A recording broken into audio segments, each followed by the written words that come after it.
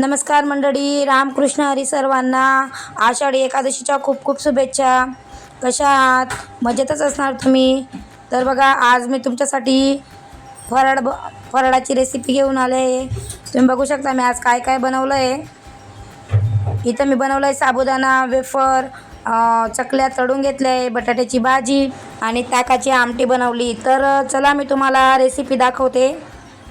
चला रेसिपीला सुरुवात करते मी आता. तर बघा, मी इथं एक पावशेर शेंगदाणे घेतले, ते भाजून घेतले आणि त्यांचे वरचे जे म्हणतो आपण ते काढून घेतले टरफले. आता मी ते शेंगदाणे मिक्सरच्या जारमधून बारीक पावडर बनवून घेणार आहे. जाडसर ठेवायचं, जास्त बारीक नाही करायचं. तर आज कोणी कोणी काय काय फराळ केलं कमेंटमध्ये मला नक्की कळवा. तर बघा, मी इथे शेंगदाणे आता बारीक करून घेतले. असे जाड बारीक ठेवायचे. मस्त असे शेंगदाण्याचं कूट टाकून आपण साबुदाणा बनवतो ना, तर खूपच खायला छान लागतो. तर तुम्ही बघू शकता आपला साबुदाणा किती छान असा भिजला आहे, चिपचिपसुद्धा झाला नाही आहे. तर बनवूया आपण साबुदाणा.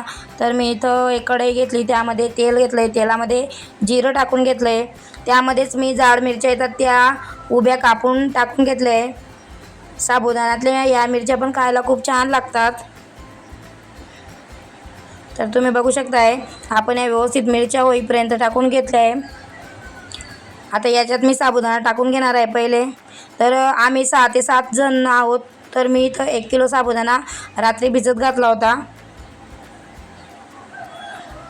तुम्ही किती जण आहात त्या क्वांटिटीनुसार तुम्ही बनवू शकतात फराळ. तर इथं बघा, मी ते जे शेंगदाण्याचं आपण बारीक केलेलं होतं ना, कूट बनवलं होतं, ते टाकून घेतलं आहे मी याच्यात. अशा प्रकारे कालवून घ्या. आता त्यामध्ये आपण आहे ना चटणी टाकून घेणार आहोत. कितपत तिखट लागतं आहे तेवढं चटणी तुम्ही टाकू शकतात. याच्यात आपण आधी मिरच्या पण टाकल्या आहे, त्यासाठी थोडं मिरची कमी, तिखट कमी घेतलं आहे मी. आता यामध्येच आपण मीठ टाकून घेणार आहोत. आता हे सर्व कालवून घेतलं आहे. आता आपण आपल्या साबुदाण्याला थोडा शिजू देऊ. त्यामध्ये अर्धा लिंबू मी पिळून घेतला आहे, म्हणजे आपला साबुदाणा सुटसुटीत होतो एकदम. बघा, तुम्ही एक एक दाणा मोजून घ्या. आपला साबुदाणा रेडी झाला आहे. बघू शकताय तुम्ही किती छान आपला साबुदाणा रेडी झाला आहे, किती असा कलर आला आहे छान.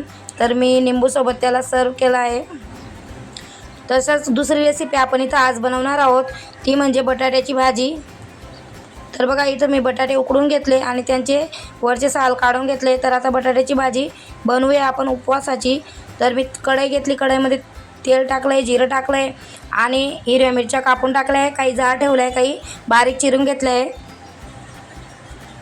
अशा मिरच्या आपल्याला व्यवस्थित तळून घ्यायच्या आहे त्यांना. तसंच त्या तेलामध्ये ना आपण शेंगदाणे पण तळूनच घेणार आहोत. छान लागतात शेंगदाणे या भाजीमध्ये. नक्की आज कोणाकोणाच्या घरी काय काय बनलं नक्की कमेंटमध्ये कळवा. तर बघा, इथं मी बटाटे पण टाकून घेतले. व्यवस्थित असं पूर्ण भाजी कालवून घ्यायची आहे.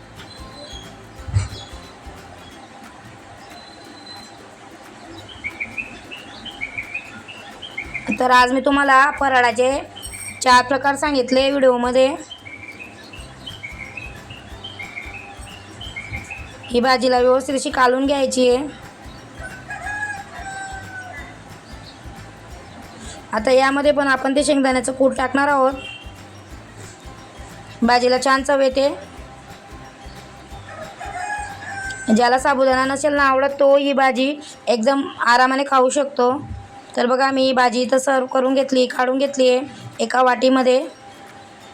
कारण मला विठ्ठलाला भोग दाखवायचा आहे, अजून मी भोग दाखवला नाही आहे. आता मी इथं शेंगदाण्याची आणि ताकाची कढी बनवत आहे. तर तुम्हाला मी थोडंफार दाखवू नाही शकली, थोडा मोबाईल प्रॉब्लेम असल्यामुळे. तर तुम्ही आता पुढचं प्रोसेस बघून घ्या. मी डिस्क्रिप्शनमध्ये तुम्हाला सर्व माहिती देऊन देईल तिथं. तर मी ते जिरं घेतलं, त्यात शेंगदाण्याचं कूट टाकलं, तिखट टाकलं, साखर टाकली, व्यवस्थित कालवून घेतलं आणि त्यामध्ये मी आता ताक टाकलं आहे. ताक जास्त आंबट नाही घ्यायचं. तुम्हाला सर्व डिटेल डिस्क्रिप्शन बॉक्समध्ये मिळून जाणार. तर बघा ही आपली उपवासाची आमटी पण रेडी आहे. बघू शकता तुम्ही उपवासाची आमटी किती छान दिसत आहे. तसंच मी वाळवणाचे पदार्थ काही बनवले आहेत उपवासाचे, ते मी आता इथं तळून घेत आहे. त्यामध्ये वेफर्स आहे बटाट्याचे आणि बटाटा आणि साबुदाण्याच्या चकल्या आहेत. जसं जेवणासोबत पापड छान लागतो तसं उपवासाच्या फराळासोबत वेफर आणि चकल्या असल्या तर एकदम उत्तम असतं, खायला पण चांगलं वाटतं. तरी तर मी वेफर तळून घेतले, आता मी चकल्या पण तळून घेत आहे.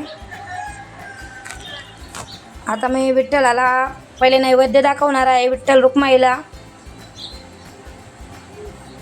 तर बघा इथं माझं विठ्ठल रुक्माईची मूर्ती मी स्थापित केली आहे आणि तिथंच तुळस पण ठेवली आहे. त्यांची मी सकाळी उठून पूजा करून घेतली आणि आता मी नैवेद्य दाखवत आहे. तर मी नैवेद्य दाखवून घेतला आहे. तर तुम्हाला माझी फराळाची रेसिपी कशी वाटली नक्की कमेंटमध्ये कळवा. नवीन असाल तर सपोर्ट करा. रेसिपी कशी वाटली ते कमेंटमध्ये कळवा. व्हिडिओ शेअर करा, लाईक करा. तर सर्वांना एकदा परत आषाढी एकादशीच्या हार्दिक शुभेच्छा.